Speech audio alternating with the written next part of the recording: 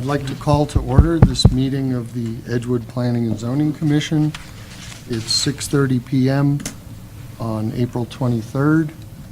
We'll start with roll call. Commissioner Lee, Present. Commissioner Fox. Present. This is becoming a long distance to look. Yes. Yeah. Commissioner Herrera, Present. Commissioner Huppertz, Present. and Commissioner Turner. Present. And I'm here, Commissioner Felton. So the first item that we have on the agenda is approval of the agenda. I assume you've had some time to look it over, but if you need a few more minutes, go ahead and take a look. If there's any changes you want to request, go ahead and suggest them. Otherwise, I'll entertain a motion to approve the agenda.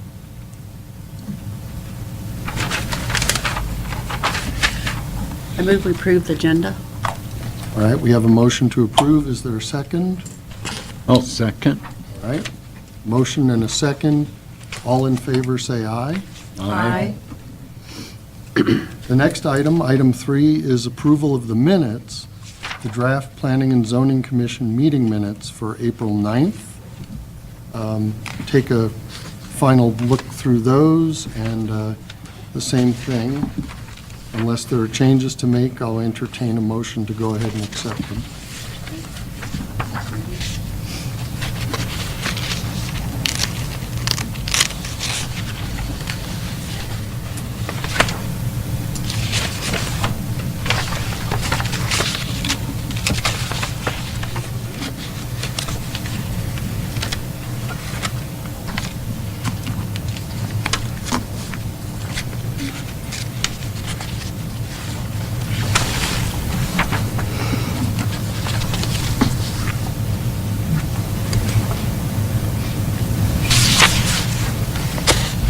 Did we miss any commas anywhere? No? That's good.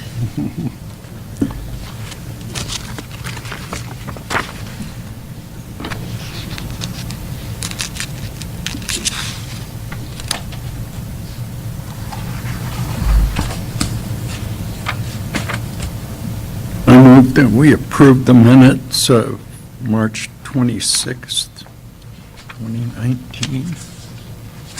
Wait, which one was it?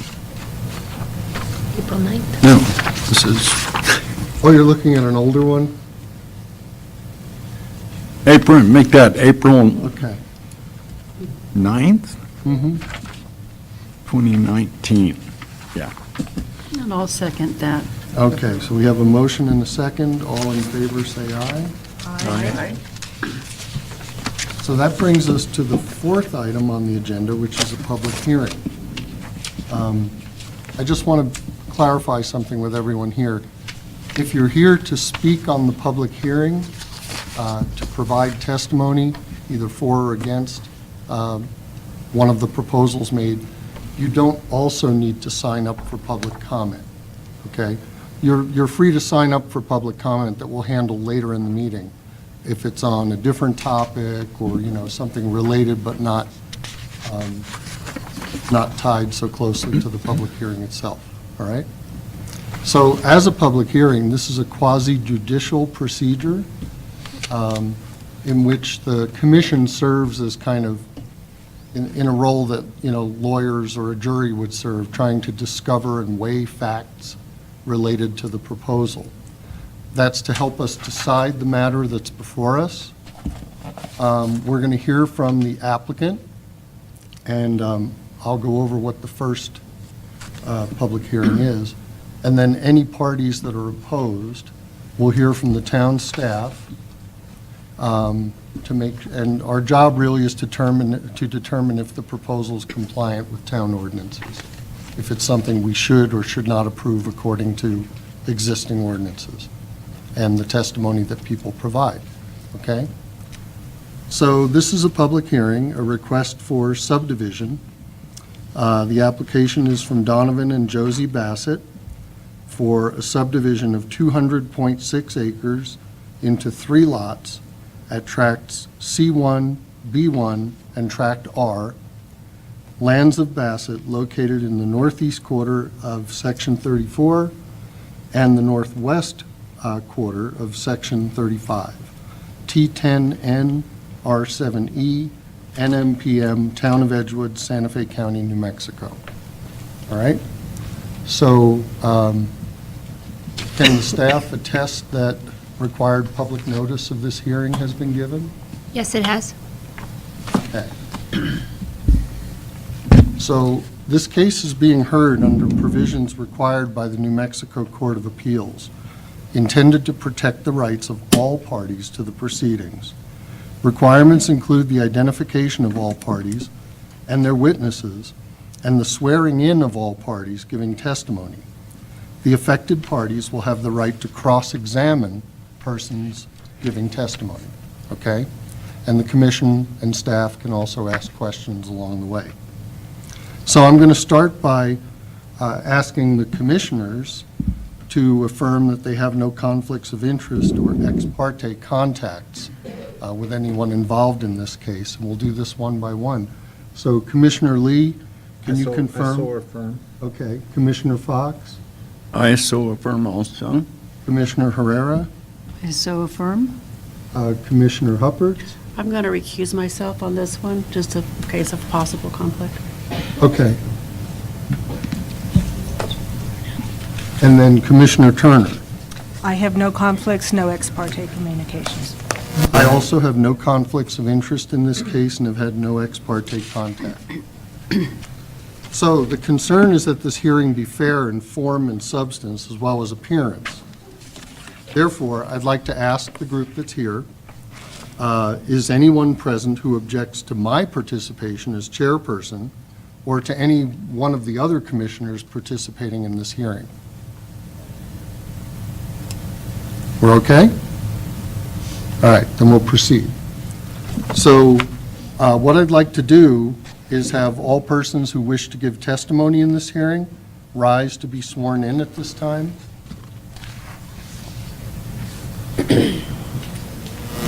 So if each of you would state your name. Do you solemnly swear or affirm that the responses given and statements made in this hearing before the Planning and Zoning Commission will be the whole truth and nothing but the truth? If so, answer, I do. I do. Okay.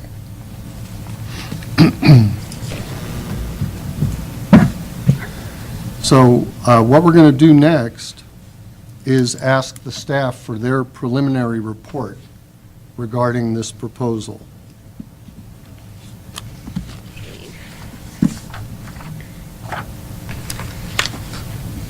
So all three proposed lots will be accessed from existing driveways off of Route 66 and Sanford Road. Dry utilities are present on Tract R1 and Tract R3.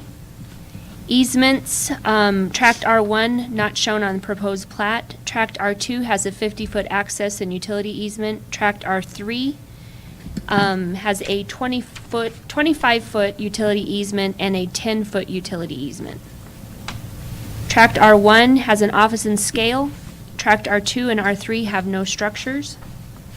Zoning of the parent piece is SU and AG special use and agriculture. Zoning will remain the same with this subdivision. Okay. The Technical Advisory Committee met on March 26th. In attendance was myself, Michelle Schmidt, Norton Hinninger, Renee Nix, and Tim Oden. The committee found no issues with the proposed subdivision.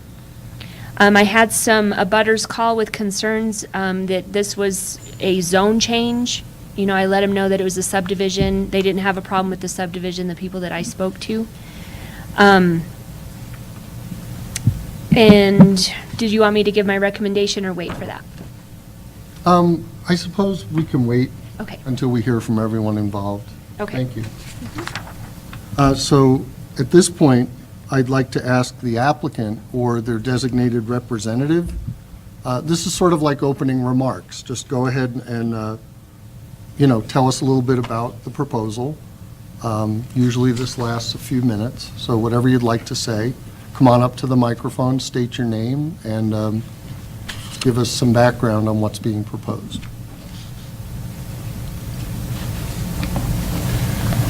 Good evening, Mr. Chairman, members of the commission and staff. My name is Tim Oden.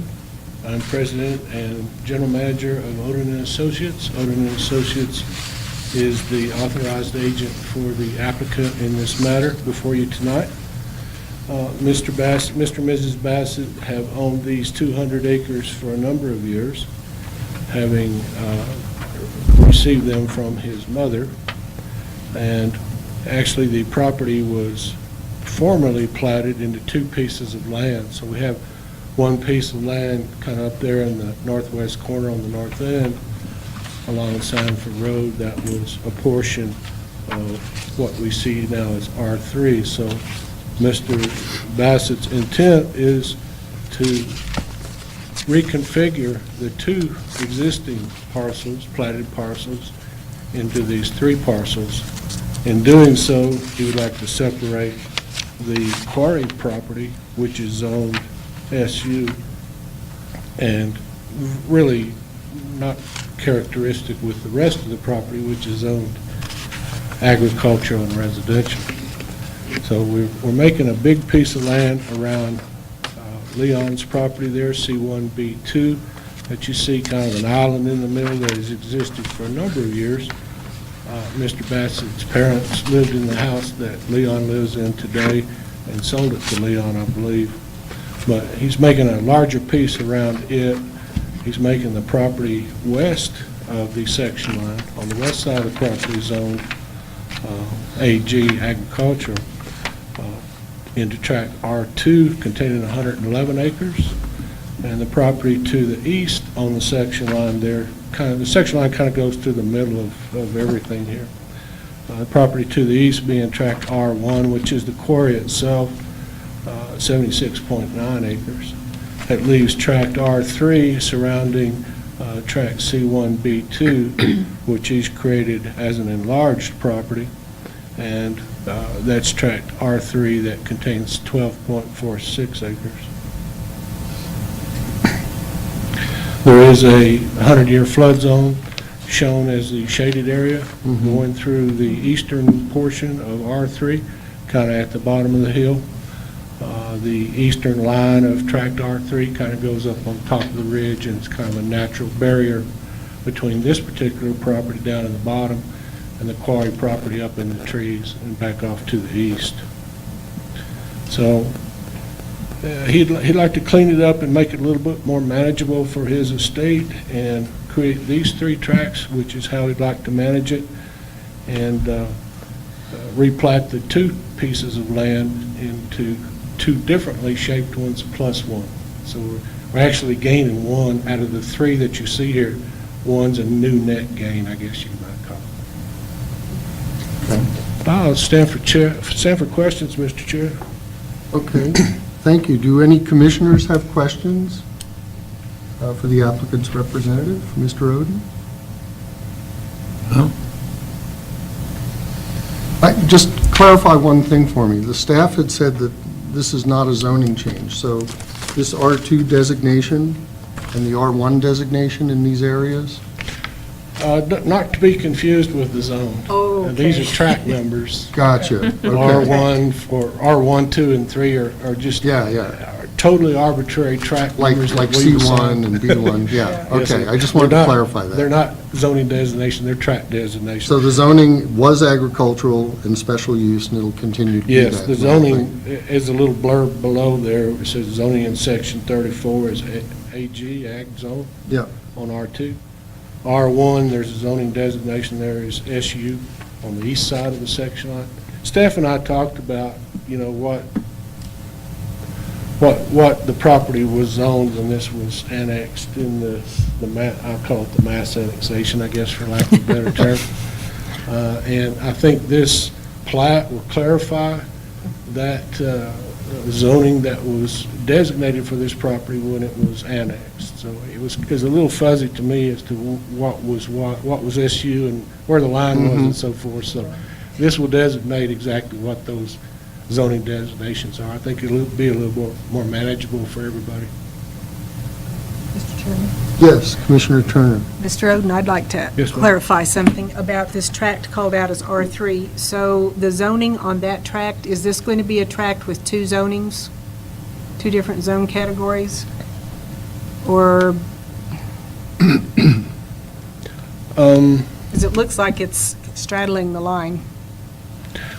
That's why there's a lengthy description of ag on the east, in section 34, Okay. and R1 being SU in the section line, so that section line kind of divides the two of them between there. Let's see, I'm not sure what we've got zoned for R3. I don't know if that's staff, do you, Tanya, do you know? On the zoning for R3, Yeah, as it stands now, it would be split Okay. unless they came in with a zone change. I mean, it would make sense to come in with a zone change. At some point. Yeah. Although I believe the ordinance does allow for lots to have dual zoning. Mm-hmm. There It is does. precedent for that. Yeah. I just wanted to clarify, not a problem. Okay. Other questions from commissioners? Anybody? No questions? I guess I have a question. I'm not clear on, you said it would end up in B4 properties? You said it would end up being split in 4 pieces? no ma'am, it's 3. So it's 3, okay, R1, tract R1, which is the quarry, right. east of the section line. R2, which is the ag property west of the section line. And then tract R3 that surrounds C1B. You see C1B was created by a previous plat, and there's a little note there that says not part of this plat, so that is really not the 4th tract. It just, this property Okay. surrounds it, so it's excluded from what we're doing here. We have All to- right, thank you. Sure.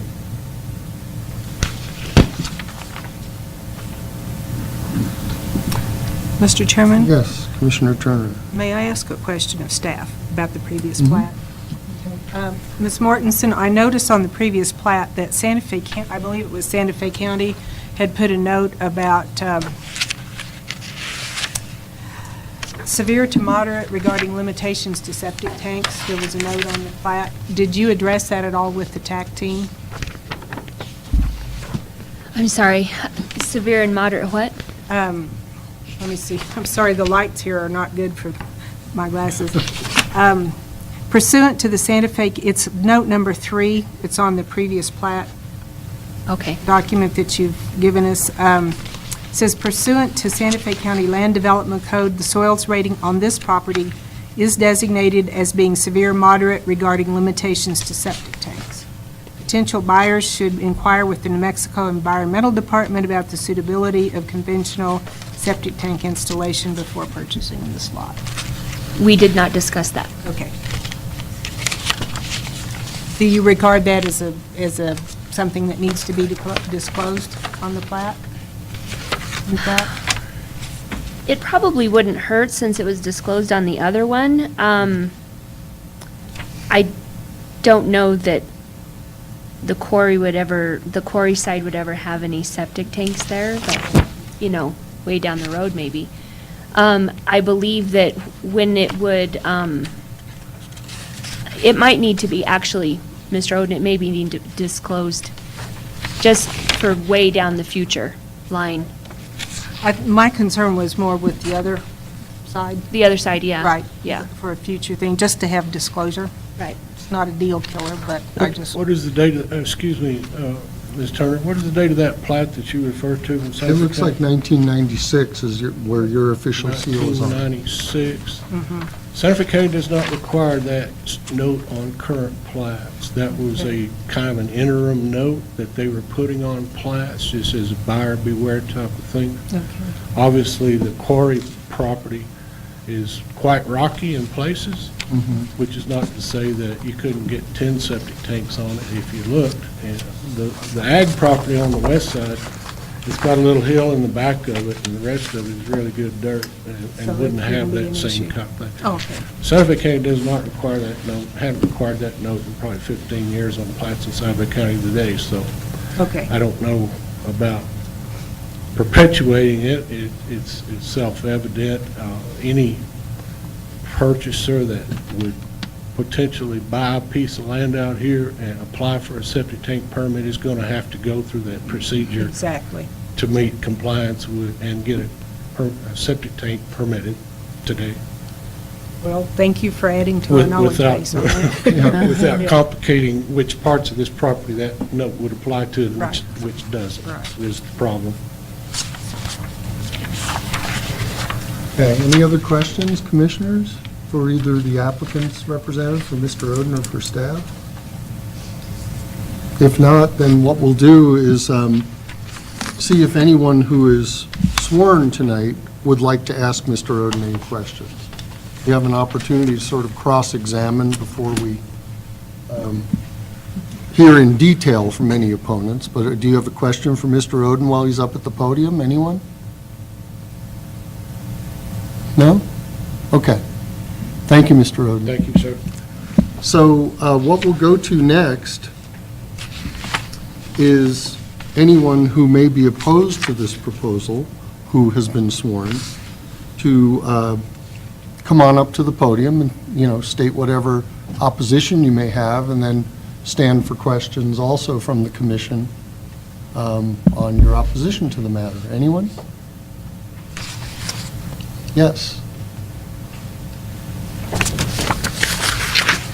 Can you state your name, sir? Leon Richter. Thank you, Mr. Richter.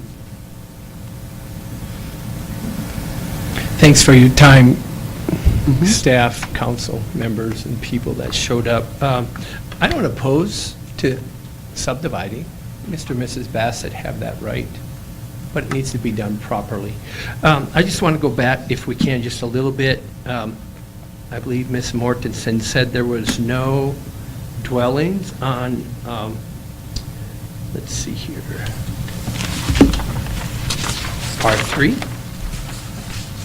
Tract R3, is that correct? R3 is that tract at the far north end? Yeah, that's right up by a I said residence. it, Right up they have against no the highway. structures. Tract R2 and R3 have no structures, is what I said. Oh, tract R2 and R3 have no structures? Okay. Because tract R3 does have a structure. I apologize. Okay, thank you. And then on the flood zone, he has it marked there, address 2042. That's not the proper address. In your estimation, what is the proper address? Whatever the address is for the new Mr. Bassett, 2068. The shaded area where it says the flood zone? Right.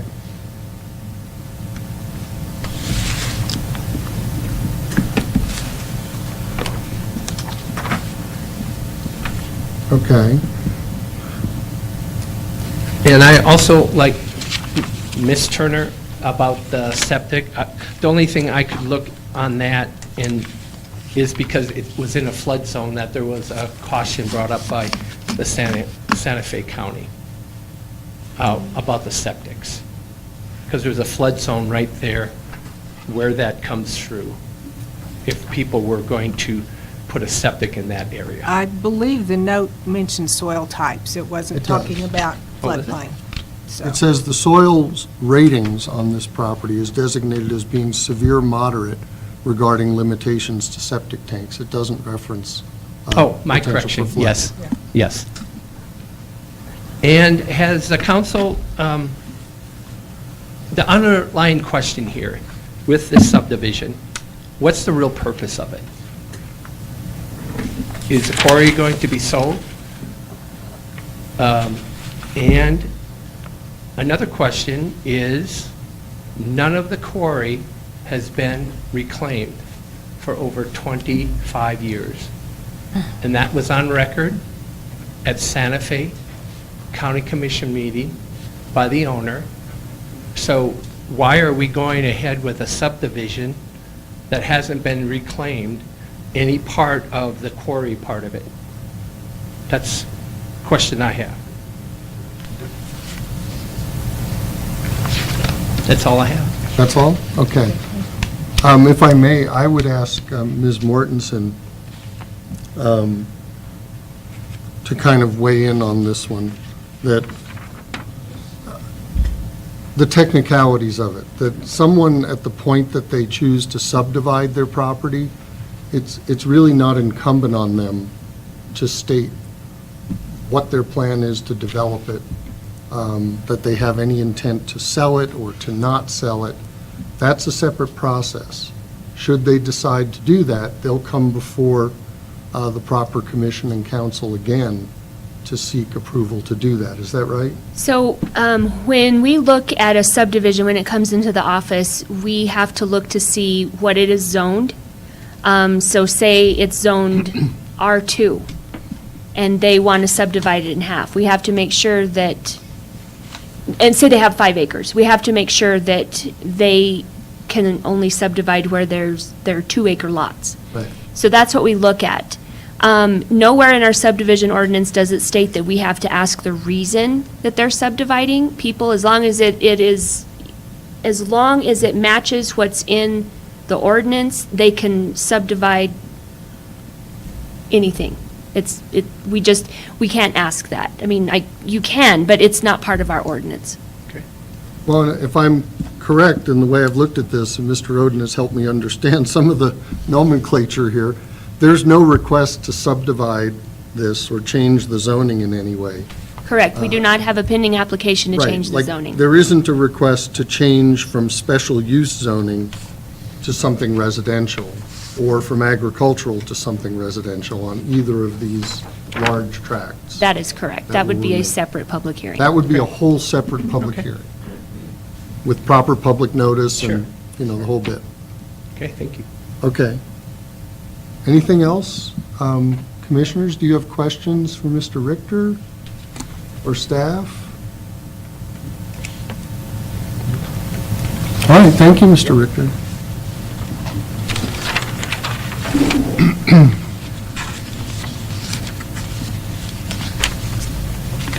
Okay, well, that would appear, oh, did you want to speak as well? Come on up. Come on up and state your name. Hi, thank you very much for letting me come and giving me notification. I'm Thomas McGill. I live at 12 Buck Road here in Edgewood. This is on a similar topic, but it doesn't matter what the plans are for this property. It's what it might be used for. I opposed the request to subdivide the lands of Bassett owned by Mr. Donovan and Josie Bassett, including the Bassett Quarry, at this time. I contend that the town of Edgewood has a fiduciary responsibility to protect the residents from unnecessary financial risk. I maintain the town of Edgewood and its citizens are ultimately responsible for existing liabilities for the quarry in case of the default of the present owner for whatever circumstances. I maintain that dividing the land focuses the liabilities onto a smaller, less valuable parcel while protecting the value of the remaining property, effectively eliminating or reducing the town's net collateral position and reducing the incentive for timely reclamation. With this land division, it becomes more likely that the town of Edgewood is going to be the eventual responsible agent for the reclamation of this property as a partner, an enforcer, or even owner. I wonder how this action might affect the operating permit, for example. I'm concerned that any development around the open face of the quarry will increase nuisance complaints and property damage. I am concerned that it'll make eventual reclamation much more difficult and expensive. I think it exposes greater trespass access to the site, increasing safety risk and liabilities. I own land along the southern property line. I have for almost 40 years. I have benefited financially from and enjoyed association with the previous owner-operators. Well-run quarries are assets to their community, but giant headaches if not also well-managed at the end of their useful lives, judging from the national experience with depleted quarries. The quarry is functionally depleted according to previous operators. It has minimal extractable amount of aggregate product, which will probably allow the current owner-operators to maintain a status of suspended operations for a limited period. As I understand it, they're compelled to remediate the quarry to some degree for safety, fences, locks, and 3-foot berms at the high wall face, possibly knocking down the high walls above 30 feet, depending on the interpretation of the appropriate State Mining Authority. Lafarge, a former operator, appears to have knocked down their walls when they left. Final reclamation should have been started as areas of the quarry were depleted and abandoned, or as ownership and operation of the enterprise changed hands several times in the past. The cost of reparations to meet the austere requirements of the Environmental Protection Agency with respect to an abandoned quarry, when attempted by a local government, can be quite high. I estimate the cost easily in the millions. It could be considerably less, I think, to a professional owner-operator in concert with normal production. At some point, it will be an abandoned operation. Complete reclamation will inevitably be compelled. Maximum grades will be defined. The whole site will be covered with topsoil and planted. The criteria will be one that one cannot tell the quarry existed as such, and that it recovered the general aesthetic nature it had prior to mining. The State Mining and Minerals Division was exempted from responsibility for enforcing remediation of aggregate mines by law in the last decade, leaving responsibility to municipalities. Absent action by the owner, the reclamation may devolve to the town for enforcement. I was informed by the State Mining and Minerals, initiated possibly by a citizen-initiated lawsuit as specifically provided for by the law and joined by the state in this case. Or it will be triggered by a tragedy or community action or the withdrawal of the operating permit. The state will probably voluntarily enforce it sometime down the line after years have passed if the EPA doesn't. Therefore, I think it's prudent to initiate the reclamation before further development takes place. Thank you very much. I stand for questions. Questions, commissioners? For Mr. McGill? Also, the applicant is free to cross-examine this person as well, just as we offered opponents to cross-examine you. If you have questions for Mr. McGill, you can go ahead and ask them. I actually hoped you'd ask about Mr. Richter as well. Well, go ahead and You do have that right. you do have that right. Go ahead and ask those as well. My mistake.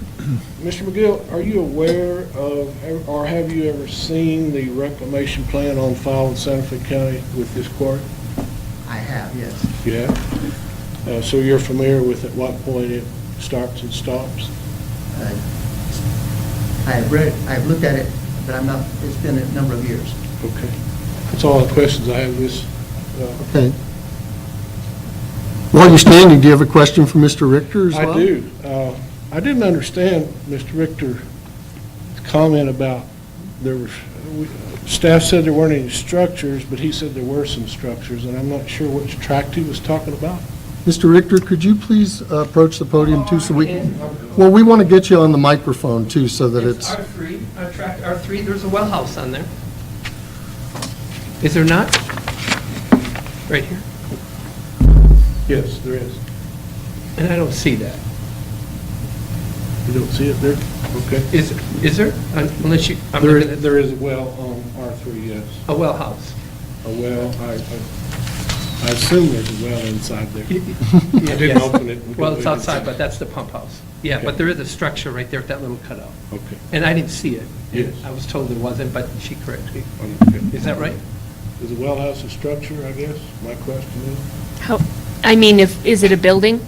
Yes. It is a frame building, yes. Is it- 8 by 8 or something? Oh, 8 by 8? Yes, ma'am.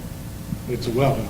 Okay, Yeah, so it's a utility structure. Structure. okay. I don't know what you call it. I think the ordinance calls it a I don't know utility. what your definitions are for structure, if that's something occupied by a person or animal or, We would call it a utility structure, which differentiates it from a residential structure. stand corrected, thank you. And you said that the address is wrong Right on here. one of these plats? Right here where the flood zone was, that should be Mr. Bass's address. It should be this address rather than that. That's my address. That's the one you were talking about? Yes, right here. Okay, thank you. Thanks.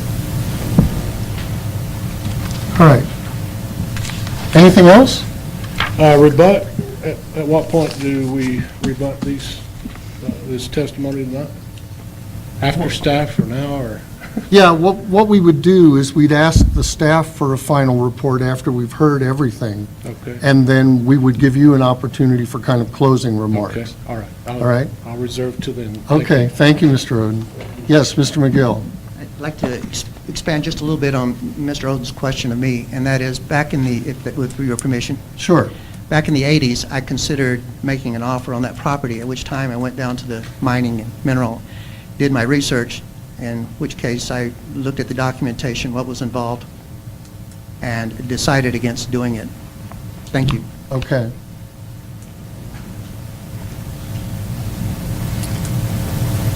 So, commissioners, do you have questions for any of the opponents who have presented? I don't think we've asked a whole lot of them. No. We've asked Mr. Oden a number of questions. Staff, do you have any? I do not. Okay. Mr. Chairman? Yes. Mr. McGill, could I ask you another question? And if you'd come up, it helps them do minutes if you're Yeah. at the microphone. Yes, thank Thank you. What statute do you cite for the potential liability of the town for being responsible for the reclamation? I don't cite a statute, I do not know that. Okay. Do you, are you aware of any ordinances that the town has passed that regulate reclamation or blasting operations? Actually, I spoke against the the resolution that the blasting regulations, citing the same responsibilities at that time, and I gave my references at the State Mining and Mineral Division about that at that time. I don't have any of that information right now. Thank you. Thank you.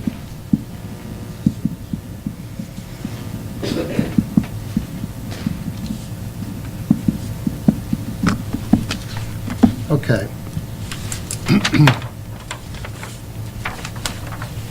So at this point, unless folks here have other things to add, we would ask the staff for their final report on this, their recommendation, and then I think the commission will deliberate a little bit. We may have questions for each other and discussion before we come to a decision. So, Ms. Mortensen? Sure.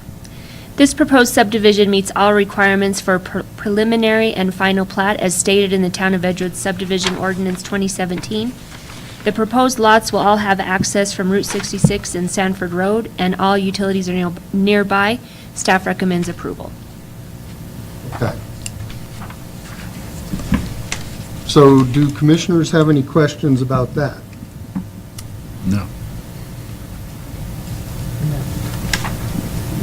Yes, Ms. Turner. As usual, I do have some questions. Have you heard any testimony tonight, Ms. Mortensen, that would modify your report in any way? No, I have not. You don't have any indication that any conditions would need to be added to an approval? No, So you have no concerns on that? I have no concerns on this subdivision. Thank you. I guess, this is maybe an unfair question, but the one thing I have in my mind after hearing from everyone is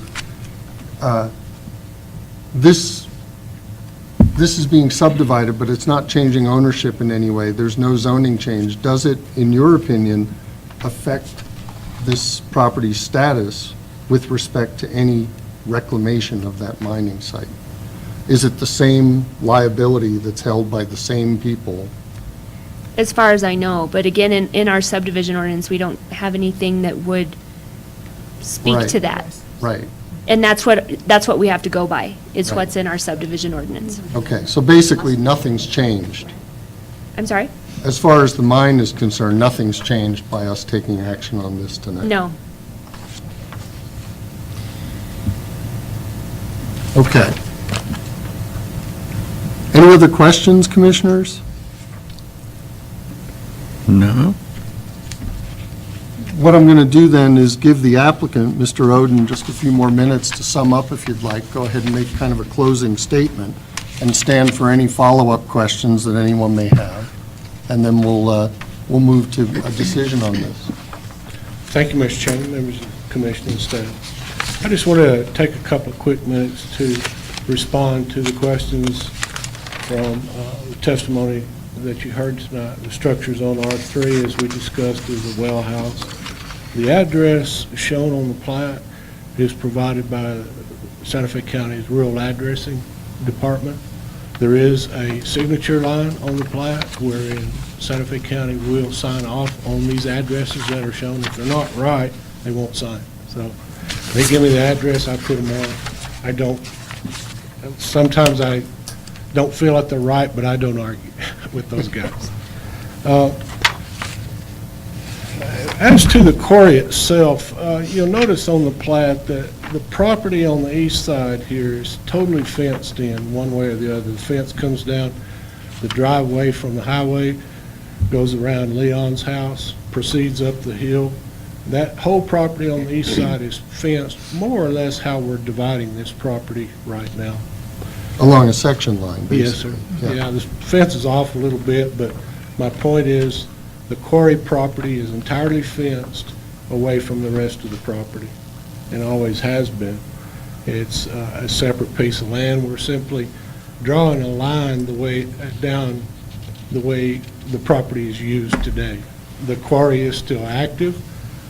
MSCI still holds a valid lease on the property to operate the quarry. Material is still being taken out of the quarry. The quarry is still active. This quarry was approved by Santa Fe County. The reclamation plan went through rigorous review by Santa Fe County and was approved, and Mr. Bassett is still bound by that reclamation plan. That reclamation plan doesn't start until they stop operations and completely exhaust the material in this quarry. That day hasn't come.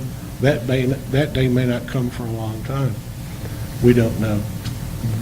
My point is, there is an active reclamation plan that has been approved by Santa Fe County for this quarry prior to annexation into the town of Edgewood. I don't know how that affects the town of Edgewood's administration of this property. I wouldn't venture a guess.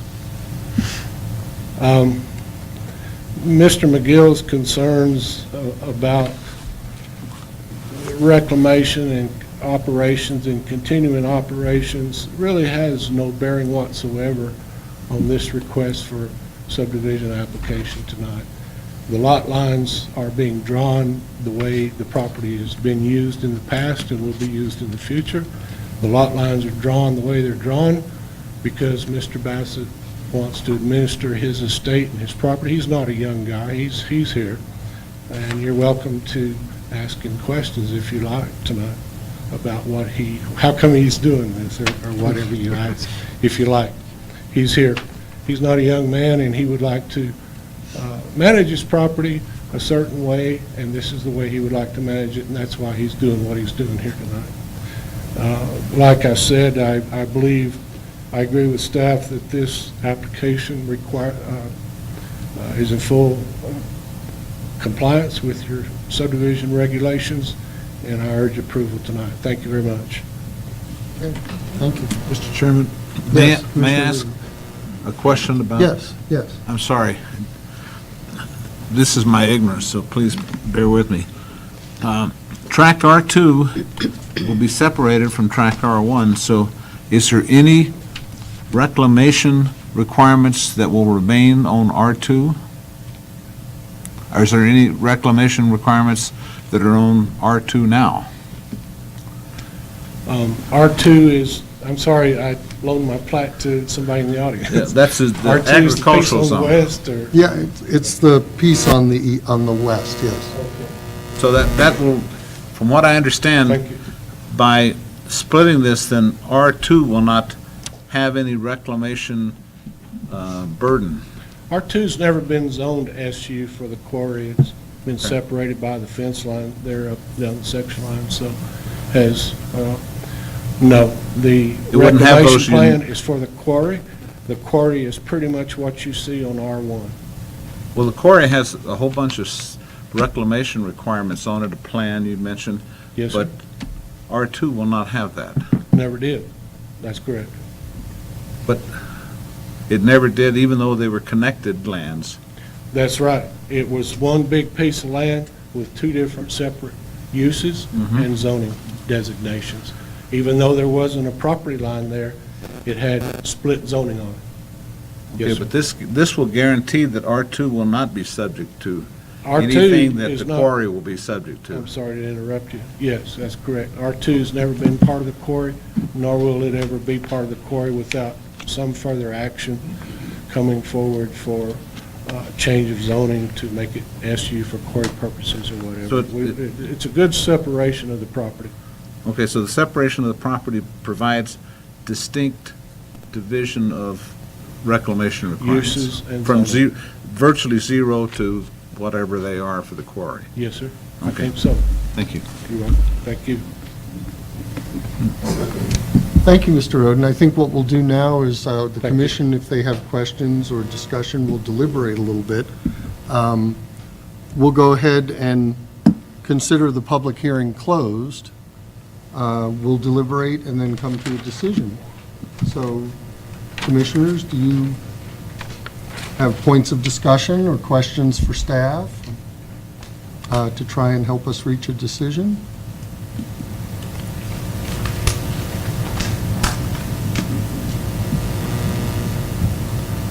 I don't see a lot of change that would happen except the separating of R1 and R2. It's going to keep the same owners, is that right? Mhm. And then keep it from, like we just discussed, the reclamation requirements. Right. And I found Commissioner Lee's question very helpful, too, in that with Mr. Oden's response, basically what it does is put a hard line down through what was previously a dual-zoned piece of property. Yeah. It's, it honors the fence that's there and kind of draws a line between what is special use and what is agricultural. That distinction was always there, but I think it may actually help to clarify that. Yes. Anything else, Commissioners? No, nothing. Otherwise, I think what I'll do is entertain a motion to approve or disapprove this request, and then we'll go to with a second, we'll go to a roll call vote.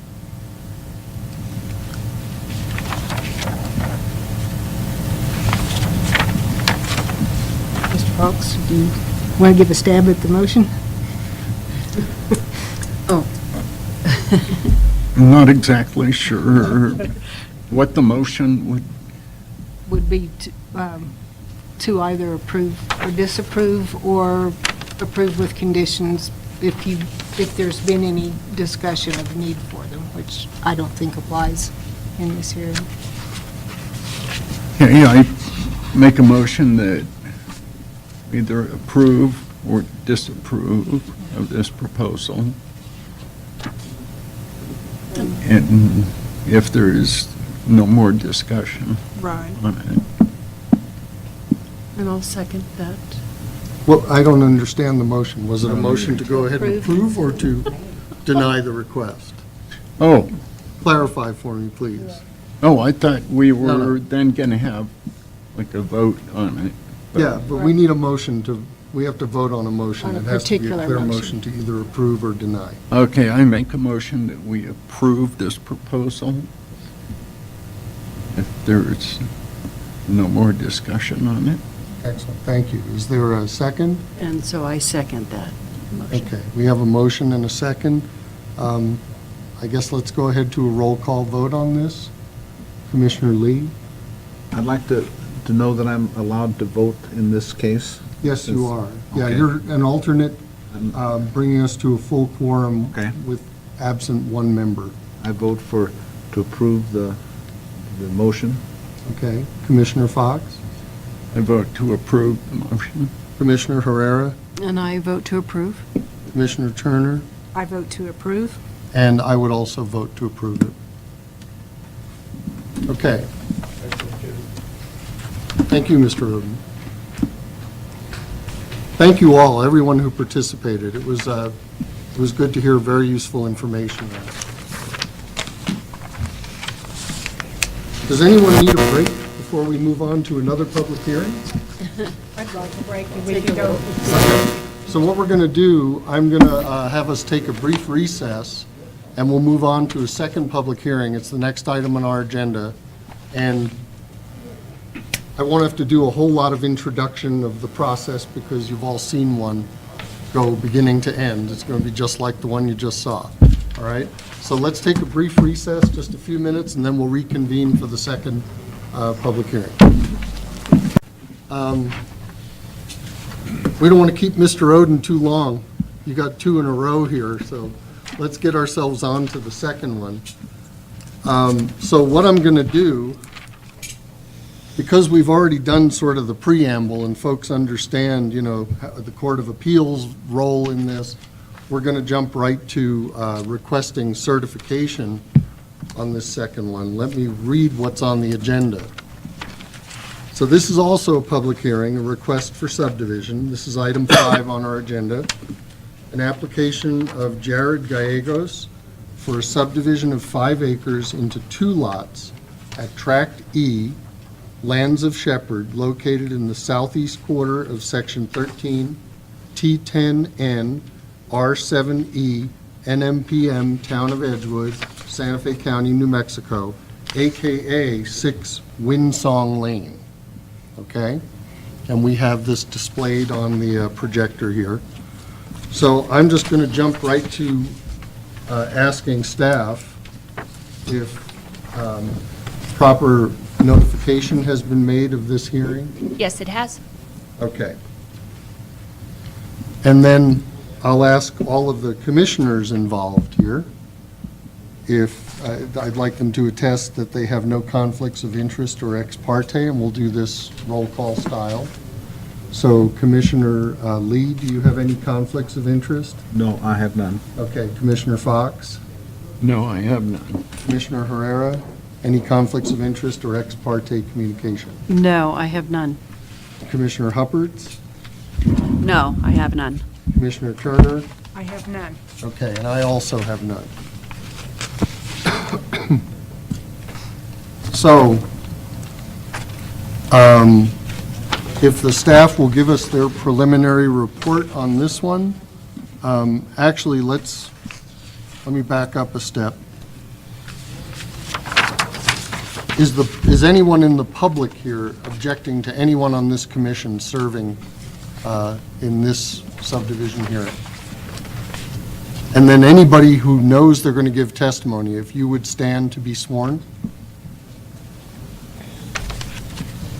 Do you solemnly swear or affirm that the responses given and statements made in this hearing before the Planning and Zoning Commission will be the whole truth and nothing but the truth? If so, answer I do. I do. Okay. And none of you other folks are going to give testimony? Okay. So with that, let's go to the preliminary staff report on this one. All right, if you guys want to follow along here, Tract E1 up here will be accessed from Windsong Lane, right here. Tract E2, right here, will be accessed from Dinkle Road. You can see the driveway going through. Wet and dry utilities are present on Tract E1, and dry utilities are present on Tract E2. Easements are as follows. Tract E1 has a 25-foot access and utility easement, and Tract E2 has a 30-foot access and utility easement. Tract E1 is the residence of Jared Gallegos with a barn and sheds up here. Tract E2 has a shop. Zoning of the parent piece is R2, residential 2-acre lot. The zoning will remain the same for both lots. The Technical Advisory Committee met on March 26th. In attendance was myself, Michelle Schmidt, Norton Hinninger, Renee Nix, and Tim Oden. The Technical Advisory Committee found no issues with the proposed subdivision.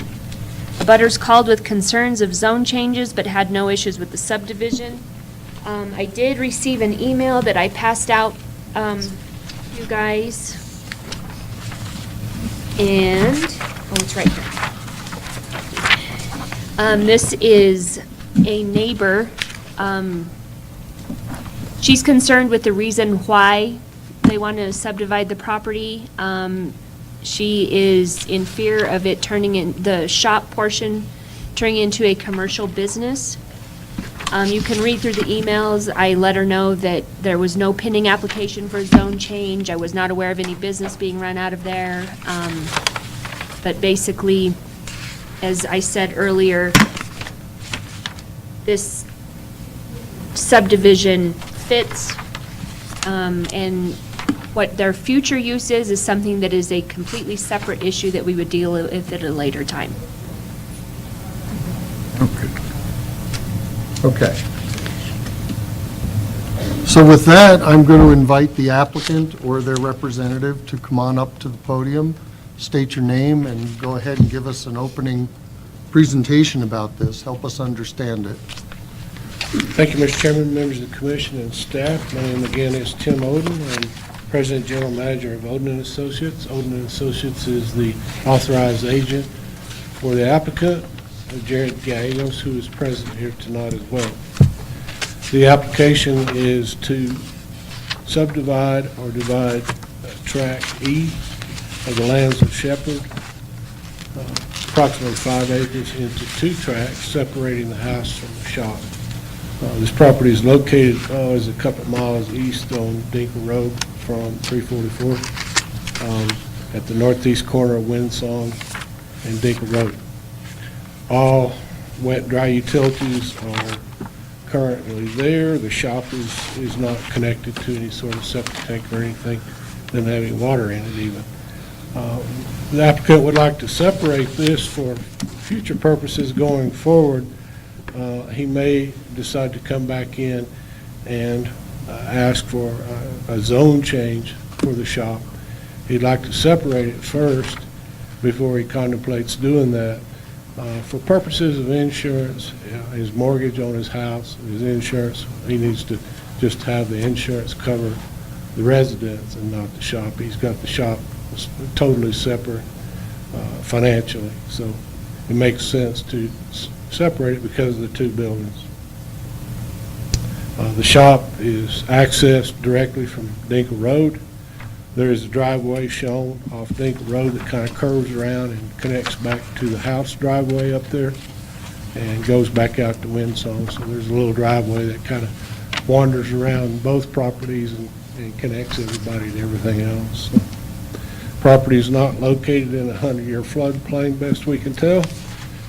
Zoning of the property, as staff mentioned, is R2, and all the property around it is zoned R2. And therefore, a division of these 2 tracts, creating lots greater than 2 acres in size, would comply with your current ordinances. I'll stand for questions, Mr. Chairman. Thank you, Mr. Oden. Thank you. Commissioners, any questions for Mr. Oden? Yeah, I have a Yes, question. Commissioner Fox. The shop, is it connected to plumbing or the septic from the, over in the area of the No, sir. residence? No, there's no bathrooms in the shop. And so it's just dry and, Yes, sir. There's no water or sewer connections on the shop. okay. You see on the plat that it is connected to dry utilities in front there on Dinkle Road. The underground electric comes in from Dinkle, and the gas line comes in from Dinkle. Oh. That's the only utilities that are in the shop at this point. Okay. I believe the shop, and staff can correct me if I'm wrong, but I believe the town of Edgewood permitted this building fairly recently.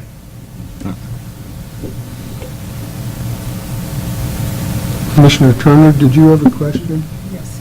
Thank you, Mr. Chairman. You mentioned a possible reason for doing this to be, to have to do with separating the uses on the property.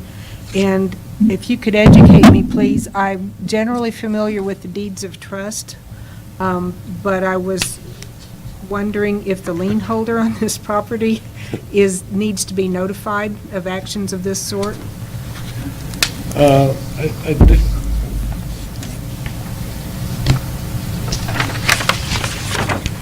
Commissioner Turner? Yes. Deeds of trust, you rarely see in New Mexico. Right. You see them a lot in Texas. You don't see anything but a deed of trust. As I understand it, and I'm not an expert on deed of trust because they're so infrequently used in this state, but a deed of trust is held by a trustee for the benefit of the holder, all right? So rather than a mortgage with the deed, these deeds of trust are held, I guess you could think of it as if it were escrow until these payments have been made and then the mortgage has been met and then they release it. I know I can read it and see that the deed of trust is for the entire 5 acres. Okay. But as I understand it, as long as the mortgage is in good standing, then you have the right to encumber it, divide it, or do anything else to it, as long as it's in good standing. If it were in default, then that would be a different matter. But as I understand it, it would not require the trust's approval to divide it into 2 pieces. They're still going to hold their security as it is. This plat's not going to make any difference, really. Okay.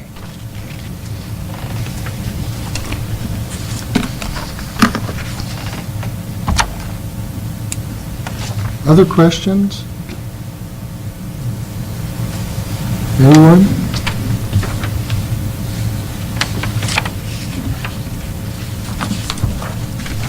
I guess I have one, and I hope it's within my right to ask. The shop is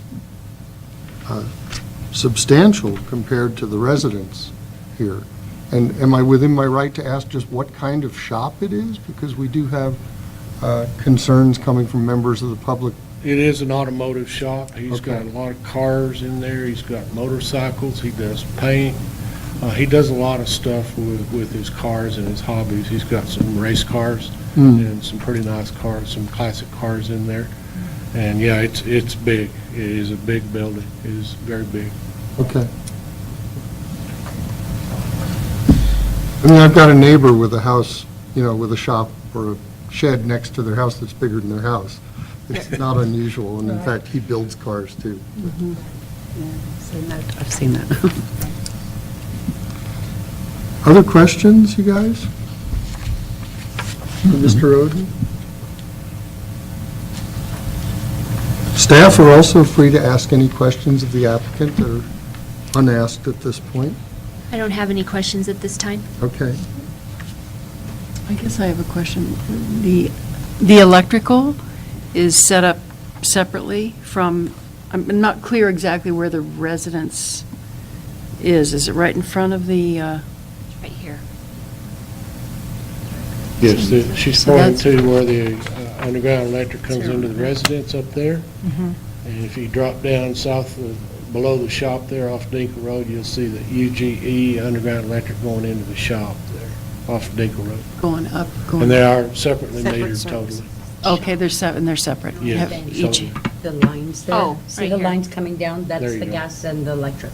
okay, Yeah. And then the same with the house, but it's going out to the left. They're All right. they're totally separate. Nothing goes from one to the other.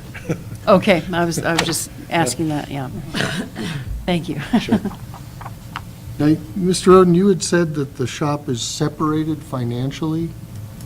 Can you explain that to me? Just As I understand it, he's put quite a bit of money in that shop, and basically, he thinks, the way he thinks of it, he owns that free and clear.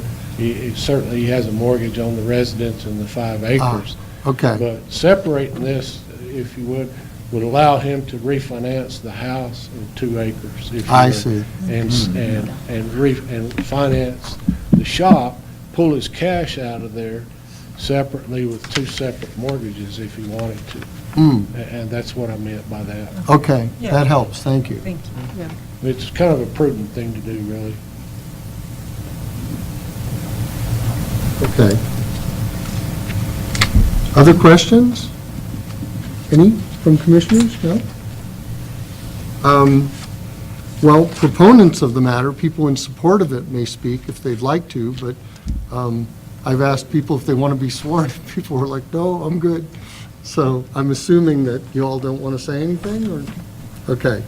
Is there anyone here then who is an opponent to this proposal who may have something to say? No? Okay. With that, I think we can go straight to the final staff report. That would be the next item here before we come to any sort of deliberation. Okay. This proposed subdivision meets all requirements for preliminary and final plat as stated in the Town of Edgewood Subdivision Ordinance 2017. The proposed lots will all have access from Windsong Lane and Dinkle Road. Dry utilities are present on both lots, and wet utilities are present on Tract E1. Staff recommends approval. Thank you. Any questions for staff on the matter, commissioners? Nope. In response, I would ask one, in response to the email that you received, any additional concerns relating to whatever it would be, commercial activity or, not, the property not properly maintained, that would be a whole separate matter to be addressed. Can I address that? I was not sworn in, but I was. Why don't you stand, let's swear you in real quick. Just to be squeaky clean. So do you solemnly swear or affirm that the responses given and statements made in this hearing before the Planning and Zoning Commission will be the whole truth and nothing but the truth? If so, answer I do. I do. Go ahead and state your name so it's on tape here. Michelle Schmidt, Code Enforcement. Okay. I was made aware of the email this afternoon, so I did drive it out there before, so we would have all the information coming into this meeting. There are quite a few vehicles out there. None of them look like they are inoperative of any kind. They all are being used. They are maintained. They're not junked cars. And you do not stipulate how many vehicles a person can have as That's long right. as they're operating. Right. As far as anything else on the property, it is clean. There is no trash. There is no issues. And I cannot tell by looking at the roadway. I mean, there's no traffic coming in and out. There was no sign of any type of business being ran. Then again, we can have a home residential business. Absolutely. All they have to do is fill out an application. I did speak to Mr. Gallegos this afternoon in reference to it all, and I told him that if there was an issue with the vehicles, if we had more complaints, that I may need him to bring in proof of registration and insurance showing that they are operating. If they decided they were doing a business, to please come in and fill out an application. But like he suggested, he's been ahead of this game from the day one. He's come in asking, what do I need to do before this happens? What do I need to do? They have complied with everything that we've asked. So I have no reason to believe that they're trying to hide a business out there. Right. It's ridiculous. But I found no issues, and I will be citing no citations for them, so. I'm curious about Windsong Lane, too. It's a private road? Yes. Do you know if it has covenants in place or a road maintenance agreement of some kind? Is it one that's adopted by the town of Edgewood for maintenance? No, It is not. it is not. And Right, I'm so- assuming there isn't one adopted in because it's pretty bad. Yeah, It's pretty bad. it's a pretty bad road, yeah. I almost got stuck. I couldn't stop on the Oh, road my. driving by. I had to keep on going. So, Are there neighbors that also use this road to the, Yes. say, to the north? That would have to access Dinkle past this property? Yes. Okay.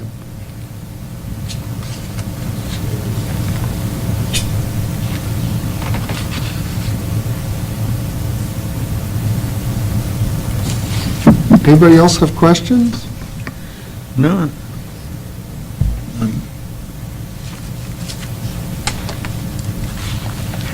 Well, in that case, it almost seems silly, but I can ask you to come back up and make a closing statement, if you would, Mr. Roden. We've kind of reached that point in the hearing. Thank you, Mr. Chairman. I'll be brief. Just appreciate your consideration for approval. I believe this firmly complies with all the intent and letter of the ordinance for your subdivision regulations, and appreciate your comments and consideration tonight. Thank you. All right, thank you, Mr. Odom. So at this point, we will consider the public hearing closed, and the commission can now deliberate, if any. Thank you, staff, for your answers to my questions, and hearing your answers, I realize that basically subdividing this property, simply doing a subdivision, has no real impact on existing traffic or abutting neighbors. It's the same as it always was, it's just subdivided. Correct. And if traffic through there, for whatever reason, becomes an issue, that's a whole separate matter to be addressed at some point in the future. That is correct. Okay. So any deliberation, questions, comments? Mr. Chairman? Yes, Commissioner Turner. I just wanted to make the observation that based on the testimony we've seen, it appears that the resulting lots are compliant with subdivision regulations in all respects. In that case, I'll entertain a motion to either approve the proposal or deny. I was not clear the last time around. I'm trying to be really clear. Yeah, okay. Mr. Chairman, Yes, I Commissioner move- Fox. I move to approve this proposed subdivision. Is there a second? Second. Okay, we have a motion and a second. Commissioner Lee, my apologies. What I'm going to do is skip you in voting. You've served as an alternate on an earlier public hearing, and we're going to go with our full complement of regular commissioners, and thank you for filling that role as you did a little while ago. So Commissioner Fox, how do you vote? I vote to approve. Okay, Commissioner Herrera, I vote to approve. Commissioner Hupperts, Approve? Commissioner Turner, I vote to approve. and I also vote to approve the proposal. All right. Thank you.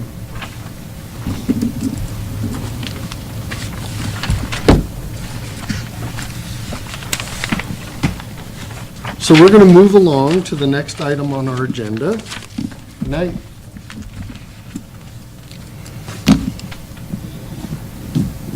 The next item is a discussion item, item 6, the industrial zone.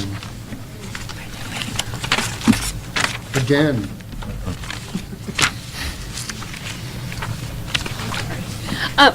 Just watched all those people file into our office, and I'm like, Do you have to go police your office? just go see if they need anything. Did they find leftover pizza or something? That's right, you are the code enforcement officer. Yeah, I send her to do all the bad things. Actually, tonight, we have Mike Butler here from the wastewater. Oh, okay. I gave him a copy of what we've been working on and the businesses, and we were talking about, what were we talking about? Go ahead. Potential impact on the wastewater treatment plant. So again, I'm Mike Butler. I'm the chief plant operator for the wastewater department for the town of Edgewood. And I just kind of read over some of the proposed businesses and, other light industrial places that might be in the business park. And as far as the wastewater plant is concerned, there's a few that may impact the plant. Some of them clearly won't. I mean, we've got, office machine equipment sales and stuff like that are just going to have restrooms, regular old bathrooms, no issue there. Laboratories, experimental, including test or medical, that's not really a concern as far as wastewater treatment goes. Usually there's some pretty tight regulations and procedures and proper controls in place when it comes to any kind of chemical or drugs that they're going to use and the proper disposal of such. So that's not a real concern. Manufacturing and treating, repairing things, similar situation. There's going to be some pretty tight controls on a lot of what they're utilizing. The two that would concern me the most and the wastewater the most would be automobile repair. You always have the potential of them dumping something down the drain, a paint, a Degreaser or something, exactly, yeah. something that's Right. going to damage the plant. Now, again, it's going to have to be a pretty large amount to actually impact the plant. And then the biggest one would be distilleries and breweries.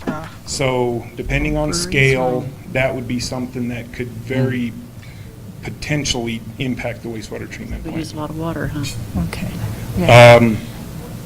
And really, what we did when the EnviroClean came out here and wanted to open up shop is, I just kind of went out there, met with them individually, and kind of went through the entire process and just looked at what could potentially be dumped down the drain. And in any of these situations, I think it would have to be a similar type of a situation.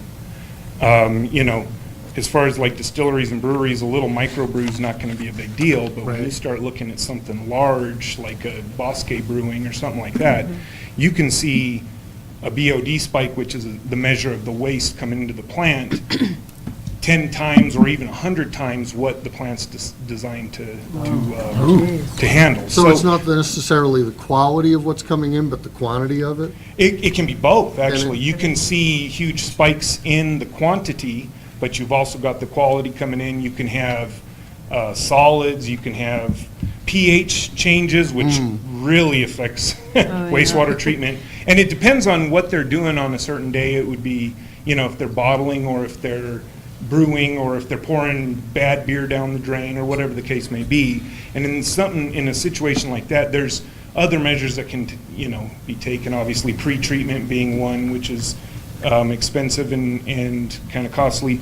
But one interesting solution that I found was a lot of their waste makes very good fertilizer. So what a lot of municipalities are doing is actually trucking it off to local farms, because all of the, the hops, the barley, all that stuff does great for their their crops. So that would be one potential, something we could look at as, dependent on size of the brewery, something like that, so.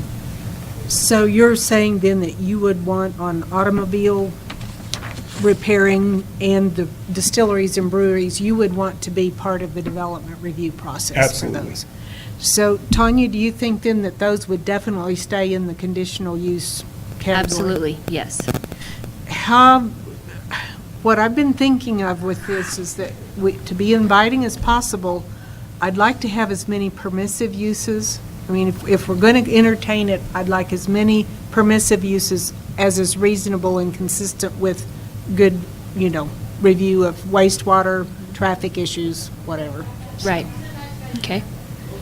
Would you be on even permissive uses, at least running this by, Mike, to see if there were any concerns? that Sure, popped yeah. up? Sure. Not necessarily involving a conditional hearing, but at least give Yeah. them a heads up of what's Absolutely, coming. yeah, I think that would be a good idea. I mean, even like what we did before when EnviroClean came in, right away, we're like, wait, before we issue a business license, let's have these guys look at what chemicals they're using, and so, yeah, that's a practice that we already do, so we would definitely continue it in the industrial zone. Yes, sir. Do you think this ordinance needs to mention review by a technical team from the town? Absolutely. Yes. That's Yeah. just what I was going to say. Yeah. Yes. Do you have the capability, a technical it's in team, there. You should still to have the review technical team these on different activities? Or do we need to develop that capability as we go through this industrial? It would depend on the scope and size of what exactly they're using. Again, with EnviroClean, they had a very limited number of chemicals that they were using, and come to find out, they don't use any water. Nothing goes down the drain, and even the rags that they use to wipe the cars off is laundered off-site. So from a wastewater standpoint, I had no objection whatsoever. You guys go ahead. But if it's a giant list of something that's going to be impacting the plant, then it may require a little further study. But it's just a matter of kind of looking into what exactly they're going to be using and how that's going to impact the wastewater that we're trying to treat, so. So we could we possibly for some businesses like auto mechanic, or not let them on the sewer, just have them do a septic tank? Or would that be possible to do that? I think if they're within the sewer corridor, They have to. they have to hook up. But there's, I mean, if we don't want them to, though, because of yeah, reasons, you know? I mean, it's not really reinventing the wheel. It's, there's a lot of municipalities that do have auto mechanic shops and stuff. And usually they're pretty good. Like I said, as long as they're in compliance and following regulations and not dumping hazardous chemicals down the drain, then there's no problem there. It's just if, they all of a sudden decide they need to dump a 55-gallon drum of some kind of cleanser down the drain, then we could see a potential issue. And even then, it would have to be a large quantity. It's not going to be a 5-gallon bucket. I mean, it's, 55-gallon drum might not even create an issue, so.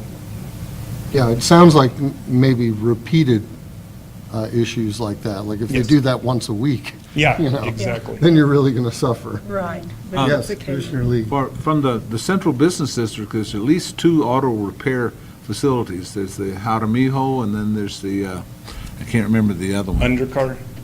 under your car. Another Yeah. one, there's 3. And then there's probably more, yeah. That's There's a Or the third one. Ford dealer. And you're not having any trouble with those now? Have you coordinated with those people specifically vis-à-vis the wastewater plant? To an extent, I don't believe any of them are on the wastewater treatment plant as it, Is Rich Ford part of the, no, they are They're on a not. septic tank. okay. So, and I'm pretty sure Undercar is, and I know Jaramillo is, so I don't think we have any of those. Okay. But, we do have Walmart on the septic, or, septic, I'm sorry, on the wastewater treatment Yeah, they do. collection system. And the problem we have with them is twice a year, they go in and clean their bathrooms top to bottom with, some pretty aggressive disinfectants. And we see it at the plant, but we're able to handle it. So, I mean, we're seeing large quantities coming out of there. So again, it would have to be a pretty substantial quantity. Again, my biggest concern is really the distilleries and breweries. And then even still, it would have to be a rather large operation to be very detrimental. But I think your point's well taken. As we start grooming people to come here, or businesses to come here, that's got to be a big first thing we do, Yes. Yeah. if they're going to tie into your plant. Yeah. Right, right. Because it sounds like without that, they could kind of mess it up a little bit. Breweries are notorious for wreaking havoc on wastewater treatment facilities That's good information. in large-scale production. Thank you.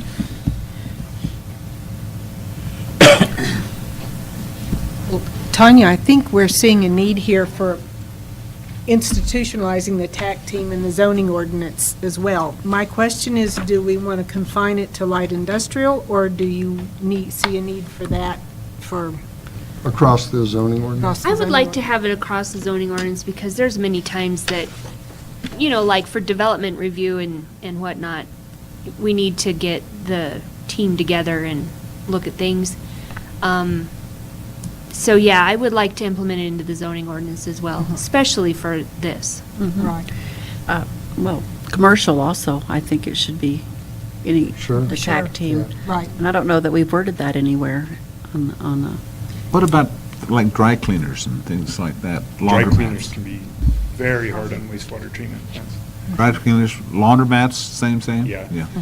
Now, we benefit from the type of plant that we have. It's a membrane bioreactor, so we operate at a higher mixed liquor concentration than a classic activated sludge plant like City of Albuquerque. So we can take a hit. I mean, but we just can't take a repeated constant or just a massive, anything can wipe out a plant. But we do, the type of plant does facilitate, a pretty decent incoming, like I said, we can handle when Walmart cleans, even though we see it, but it doesn't wipe us out, so.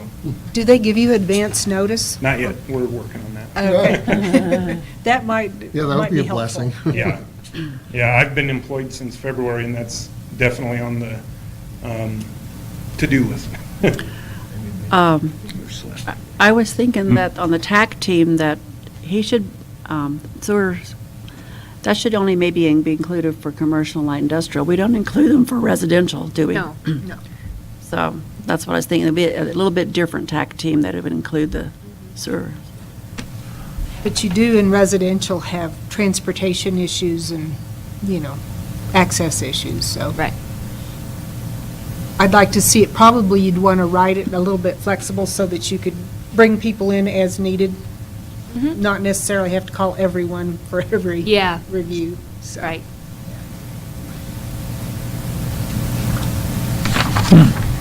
So what else do we have to do with this tonight? We have sample stuff from other communities, right? Yeah, I just put some stuff in there so you guys could see what some communities in New Mexico have. Thank you, Mike. Okay, thank you. Thank you, Mike. Good stuff.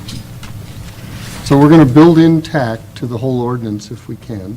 Yes. And if they're inserting our industrial draft into that ordinance, they're reapproving the ordinance anyway, so sticking in TAC is not a big problem. Right. Buffer zone, on that first one I showed you all, where it says, chapter 17.41, on the third page, G, buffer zone, buffering shall be required to separate this zone from other land use. Well, I don't know where that last page went, but, oh, I had it wrong, designations. It's on the second page. And then it says, it goes through 3 different things. Buffer walls, berms, or landscaping shall require city approval before being implemented. After approval, all city requirements shall be adhered to. So it's pretty simple, but I liked it because, it is simple. Mm-hmm. And I believe this was Artesia's. Artesia or, let's see. I had Roswell and Gallup. Yeah. So this one, it could have been Silver City too, I can't remember. It was in New Mexico though. Well, I'd like to see, I think we still have fumes, odor, et cetera, noxious fumes specific to laboratories, and if there's a way to pull that out to kind of overall, which some of these other ordinances did. Right. I think Roswell actually treated it in its own paragraph.